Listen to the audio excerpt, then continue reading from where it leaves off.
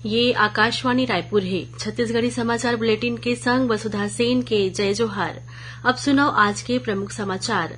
राजधानी रायपुर के science college मैदान में आज ले 3 दिवसीय राज्य स्तरीय युवा महोत्सव शुरू।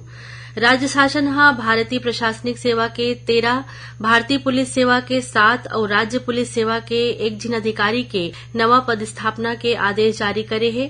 4 जिला के कलेक्टर और 6 जिला के पुलिस अधीक्षक ला घलो बदलेगीस।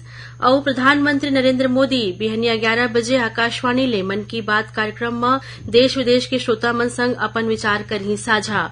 अब समाचार विस्तार ले। राजधानी रायपुर के साइंस कॉलेज मैदान में आज ले 3 दिवसीय राज्य स्तरीय युवा महोत्सव शुरू हो गए है। स्कूल शिक्षा मंत्री डॉक्टर प्रेमसाय सिंह टेकाम ये महोत्सव के शुभारंभ करीन।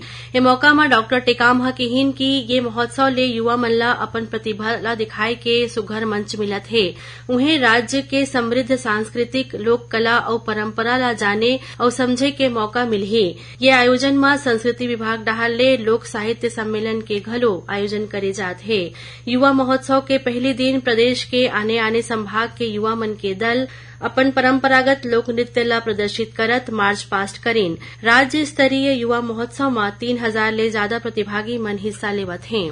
राज्य सरकार हा भारतीय प्रशासनिक सेवा के 13, भारतीय पुलिस सेवा के 7 और राज्य पुलिस सेवा के 1 जिन अधिकारी के नवा पद स्थापना के आदेश जारी करे है।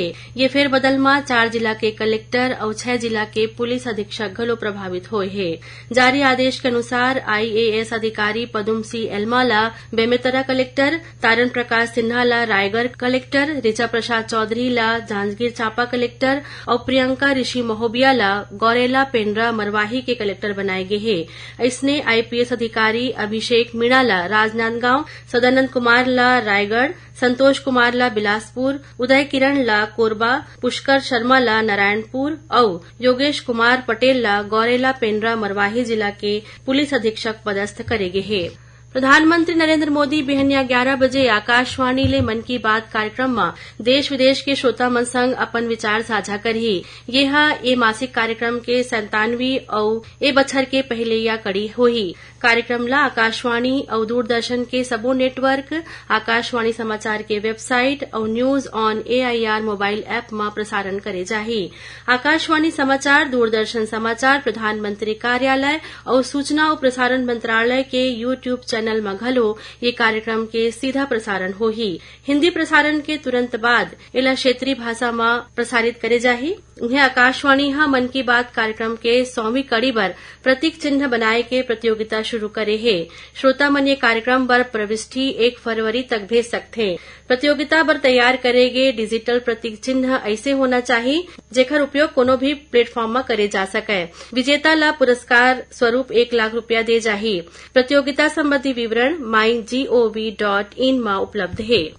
छत्तीसगढ़ के समृद्ध पुरातत्व और ऐतिहासिक धरोहर मन ले आम जनता और विद्यार्थी मन ला परिचित कराए बर आगामी वित्तीय बछर ले मुख्यमंत्री विरासत झरोखा योजना और मुख्यमंत्री धरोहर दर्शन योजना शुरू करे जाही। मुख्यमंत्री भूपेश बघेल संस्कृति विभाग के बैठका में ये योजना मन ला शुरू करे के प्रस्ताव ला मंजूरी दीन। प्रधानमंत्री नरेंद्र मोदी काली नई दिल्ली के तालकटोरा स्टेडियम में विद्यार्थी, अभिभावक और शिक्षक मन के संग परीक्षा पे चर्चा कार्यक्रम में संवाद करेन। प्रधानमंत्री के सफलता मंत्र ला सुने बर छत्तीसगढ़ के अलग अलग स्कूल मन में आयोजन करेगी। ये दौरान भाजपा नेता मन स्कूल मन में जाके लइका मन संग प्रधानमंत्री के सफलता मंत्र ला सुनेन। भाजपा के प्रदेश अध्यक्ष अरुण साव बिलासपुर के गुरुद्वारा चौक स्थित केंद्रीय विद्यालय में प्रधानमंत्री के परीक्षा पे चर्चा कार्यक्रम ला सुनीन। ये मौका में श्री साव कहिन की प्रधानमंत्री लइका मन ले परीक्षा पे चर्चा में जीवन में होवैया सब्बो परीक्षा के प्रश्न मन के समाधान करे हैं। उमन कहिन की लइका मन ला हर चुनौती के जीवटता के संग सामना करे बर जेन गुण सिखाए जात है ओहा सामर्थ्यवान बने के गुरु मंत्र आए जेन हर क्षेत्र में लागू होथे। उन्हें भाजपा के राष्ट्रीय उपाध्यक्ष और पूर्व मुख्यमंत्री डॉक्टर रमन सिंह रायपुर के डूंडा स्थित कृष्णा पब्लिक स्कूल में परीक्षा पे चर्चा कार्यक्रम ला सुनेन। इसने क्षेत्रीय संगठन महामंत्री अजय जामवाल और प्रदेश संगठन महामंत्री पवन साय रायपुर के माना स्थित सरस्वती शिशु मंदिर में प्रधानमंत्री के परीक्षा पे चर्चा कार्यक्रम में भाग लेन। छत्तीसगढ़ी समाचार बुलेटिन आप मन आकाशवाणी रायपुर ले सुनत हव। छत्तीसगढ़ के खबर ले है आपके वास्ता और खबर के विश्वसनीयता ले है हमार वास्ता। आकाशवाणी समाचार रायपुर के प्रादेशिक समाचार बुलेटिन के संगे संग हमार समसामयिक कार्यक्रम आप रेडियो के संग अपन मोबाइल में घलो सुन सकत हो। आकाशवाणी समाचार फेसबुक, ट्विटर और यूट्यूब में घलो हावय। हमार फेसबुक पेज हरे Chhattisgarh news on AIR, Twitter handle CGAIR news और हमार यूट्यूब चैनल हरे छत्तीसगढ़ AIR न्यूज। तो अब रेडियो के संगे संग आपके मोबाइल के माध्यम ले हम आप तक पहुंचत हन। छत्तीसगढ़ के हर खबर पर सुनत रहो आकाशवाणी समाचार। अब आगू बाड़वे बाटे समाचार कोती।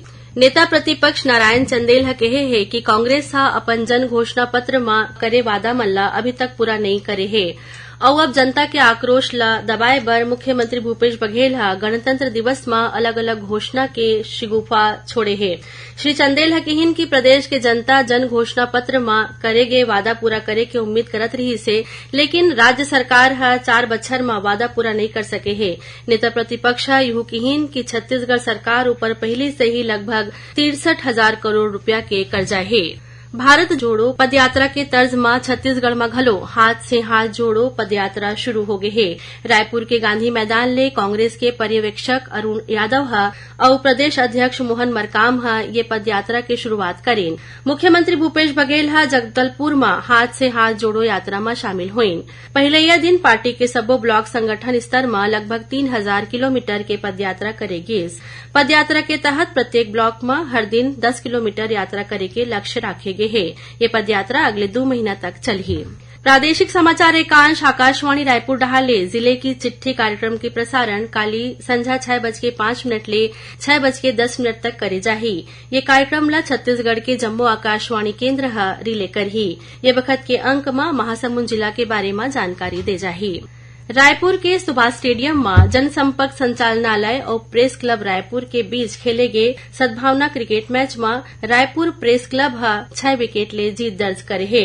जनसंपर्क की टीम पहली बल्लेबाजी करत हुए निर्धारित 12 ओवर में 90 रन बना के ऑल आउट हो गए। 91 रन के लक्ष्य ला प्रेस क्लब की टीम 4 विकेट गंवा के हासिल कर लीस। अब थोड़को समाचार सारमा। मुख्यमंत्री भूपेश बघेल पंजाब केसरी के नाम से प्रसिद्ध स्वतंत्रता संग्राम सेनानी लाला लाजपत राय के जयंती में उनला नमन करेन। मुख्यमंत्री भूपेश बघेल और प्रदेश भाजपा अध्यक्ष अरुण साव पद्मश्री सम्मान बर चयनित पंडवानी गायिका उषा बारले, काष्ठ कलाकार अजय कुमार मंडावी और नाचा कलाकार डोमार सिंह कुंवर ला बधाई और शुभकामना देन। रायपुर रेल मंडल के DRM Sanjeev Kumar Bhilai railway station के निरीक्षण करेन। ये दौरान उमन इंजीनियरिंग और S&T विभाग के कामकाज में कमी पाए जाए ऊपर अधिकारी मल्ला कामकाज में सुधार लाए के निर्देश देन। रेलवे के 40 लाख रुपया के गबन करैया एजेंट ला रायपुर के मौदहापारा थाना पुलिस गिरफ्तार करे है। कबीरधाम जिला के पंडरिया विकासखंड के ग्राम तोरला नवागांव में दूषित भोजन खाए ले 25 जन बीमार हो गए, जिन ला इलाज बर पंडरिया के स्वास्थ्य केंद्र में भर्ती कराए गए है। और महासमुंद जिला के कोमाखान पुलिस ग्राम खैरत कला करा मोटरसाइकिल सवार 2 जन ला गिरफ्तार कर उखरकरा ले 10 किलो गांजा बरामद करे है। जब्त गांजा के कीमत लगभग 50,000 बचाए जाते। आखिर में प्रमुख समाचार एक घाव फिर। राजधानी रायपुर के साइंस कॉलेज मैदान में आज ले 3 दिवसीय राज्य स्तरीय युवा महोत्सव शुरू। राज्य शासन भारतीय प्रशासनिक सेवा के 13, भारतीय पुलिस सेवा के 7 और राज्य पुलिस सेवा के 1 जन अधिकारी के नवा पदस्थापना के आदेश जारी करे है। 4 जिला के कलेक्टर और 6 जिला के पुलिस अधीक्षक ला घलो बदलेगीस। और प्रधानमंत्री नरेंद्र मोदी बिहनिया 11 बजे आकाशवाणी ले मन की बात कार्यक्रम में देश विदेश के श्रोता मन संग अपन विचार करही साझा। एकरे संग छत्तीसगढ़ी समाचार बुलेटिन इहे सिरावत है। जय जोहार।